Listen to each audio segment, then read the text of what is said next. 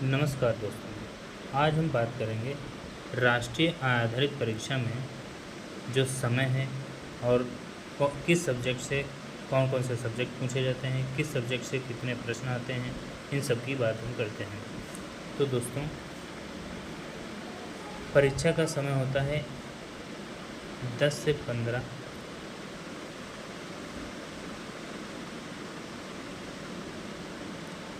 10 से 1:15 का समय होता है। ये पहले पेपर का, ये होता है फर्स्ट पेपर। प्रथम पेपर में क्या होता है, इसमें 90 प्रश्न आते हैं। 90 प्रश्न आपको मिलेंगे, देखने को मिलेंगे। 90 प्रश्न आपको मिलेंगे रीजनिंग के, किस तर्क शक्ति के, तर्क शक्ति कह लीजिए या रीजनिंग कह लीजिए, ठीक है। इसके बाद में बात करते हैं, इसके बाद 15 मिनट का लंच होता है, 15 मिनट का ब्रेक आपको दिया जाएगा। इसके बाद फिर 3 सब्जेक्ट के पेपर होता है, इसको सेट नाम दिए गए हैं। स्कॉलिस्टिक एप्टीट्यूड टेस्ट, शैक्षणिक योग्यता परीक्षण।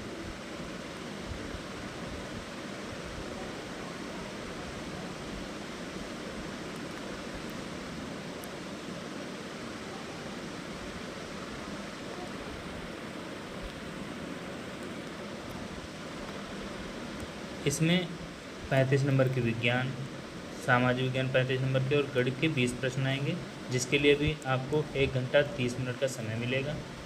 और ये 11:45 से 1:15 तक का समय होगा, आपको दिया जाएगा।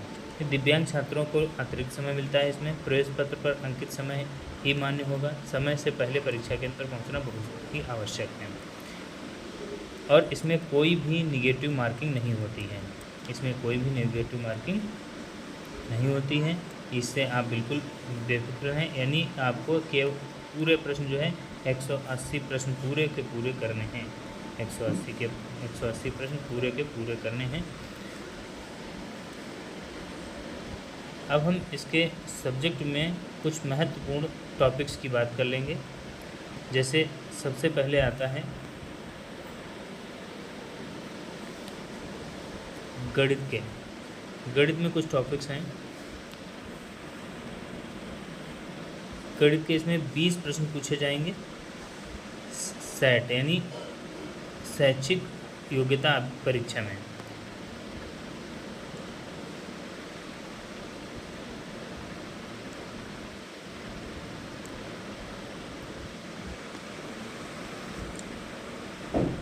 इसमें कक्षा 8 के गणित के महत्वपूर्ण टॉपिक्स होंगे। एक तो होगी परिमेय संख्या, आपकी परिमेय संख्या। फिर एक चर रैखिक समीकरण, वर्ग और वर्गमूल, घन और घनमूल, राशियों की तुलना जैसे प्रतिशत, लाभ हानि, बट्टा, साधारण, चक्रवृद्धि ब्याज आदि। फिर है बीजगणित एवं व्यंजक संख्याएं, क्षेत्रमिति, घातांक एवं घात, गुणनखंड, सीधा और प्रतिलोम समानुपात, चतुर्भुज को समझना। ये सब टॉपिक्स दिए होंगे, कक्षा 8 की किताब से पढ़ने हैं आपको, जो कि आप वर्तमान समय में पढ़ भी रहे होंगे। इसके बाद कक्षा 7 की भी गणित को पढ़ना है, साथ साथ में उसको रिवाइज करते रहना है। इसमें पूर्णांक, भिन्न और दशमलव, रेखाएं और कोण, त्रिभुज और उसके गुण, परिमाप और क्षेत्रफल और आंकड़ों का प्रबंधन भी साथ में करना है। आंकड़ों प्रबंधन में माध्य, माध्यिका, बहुलक और बार ग्राफ, इसको पढ़ना है आपको। इन सब के साथ टॉपिक के साथ पढ़ते रहिएगा तो बहुत ही अच्छा परफॉर्मेंस करेंगे आप लोग। इसके बाद में हम बात कर लेते हैं सामाजिक विज्ञान में। सामाजिक विज्ञान में कुछ प्रश्न होते हैं इतिहास के। इतिहास के प्रश्नों में कब, कैसा, कब और कहाँ, व्यापार से साम्राज्य तक, ग्रामीण क्षेत्र पर शासन चलाना, आदिवासी द्वीपों और एक स्वर्ण युग की कल्पना, 1857 और उसके बाद की क्रांतियाँ, देश की जनता को सभ्य बनाना, राष्ट्र को शिक्षित करना, महिलाएं एवं जाति एवं सुधार, राष्ट्रीय आंदोलन का संगठन। ये सब टॉपिक्स दिए होंगे कक्षा 8 की किताब से। ये आपको पढ़ रहे होंगे वर्तमान में, लेकिन साथ में कक्षा 7 की किताब से भी ये टॉपिक पढ़ने होंगे आपको। कक्षा 7 की किताब से टॉपिक कौन कौन से हैं? 1000 वर्षों के दौरान हुए परिवर्तन, नए राजा और उनके राज्य, दिल्ली सल्तनत पूरा आएगा, मुगल साम्राज्य भी पूरा आएगा, यूसर से अनुराग यानी भक्ति और सूफी आंदोलन, कबीरदास, सूरदास, मीराबाई, गुरु नानक देव, ये सब आएंगे। इनके बारे में पूछा जा सकता है। साथ ही साथ क्षेत्रीय संस्कृतियों का निर्माण और 18वीं शताब्दी के नए राजनीतिक गठन, मराठा साम्राज्य और सिख साम्राज्य का पूछा जा सकता है। ये तो बात रही इतिहास के प्रश्नों की। फिर आते हैं साइंस के प्रश्नों में। साइंस के प्रश्नों में सबसे पहले जीव विज्ञान की बात करेंगे। साइंस के प्रश्न में कुल 35 प्रश्न आएंगे। उसमें जीव विज्ञान, भौतिक विज्ञान और रसायन विज्ञान तीनों विज्ञान होंगी। जिसमें पहला है जीव विज्ञान, उसमें फसल उत्पादन और प्रबंधन, सूक्ष्म जीव, कोशिका से संबंधित सारे प्रश्न आएंगे। जंतुओं में प्रजनन एवं किशोरावस्था, पौधों एवं जंतुओं का संरक्षण। ये इतने इम्पोर्टेंट टॉपिक्स हैं, इनको जीव विज्ञान से पढ़ना है, इनको ज़रूर पढ़ना है बच्चों। इसके बाद में भौतिक विज्ञान से प्रश्न कौन कौन से? बल तथा दाब, बल के प्रकार, घर्षण बल और दाब, ये सब क्या होता है? ध्वनि का उत्पादन, कंपन, आयाम, आवृत्ति और शोर। और विद्युत धारा का रासायनिक प्रभाव, प्रकाश, परावर्तन के नियम, समतल दर्पण और मानव नेत्र, तारों एवं सौर परिवार, तारे, नेत्रमंडल, सूर्य ग्रह, कृत्रिम उपग्रह, ये सब इम्पॉर्टेंट है भौतिक विज्ञान के लिए की दृष्टि से।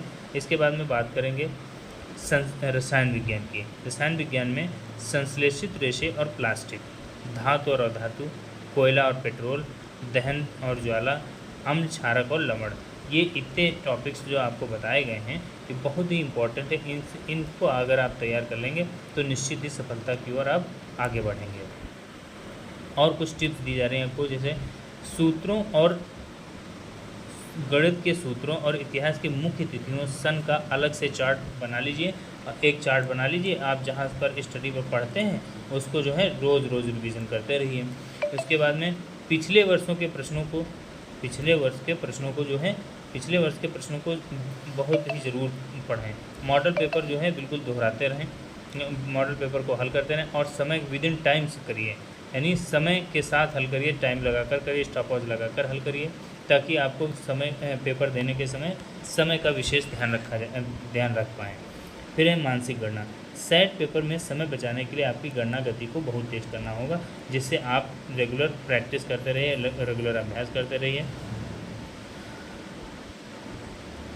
तो ये थी जानकारी हमारे राष्ट्रीय योग्यता से संबंधित, राष्ट्रीय आय आधारित परीक्षा से संबंधित कुछ जानकारी जो आपके साथ। अगर आपको जानकारी अच्छी लगी हो तो वीडियो को लाइक और सब्सक्राइब ज़रूर करें। धन्यवाद।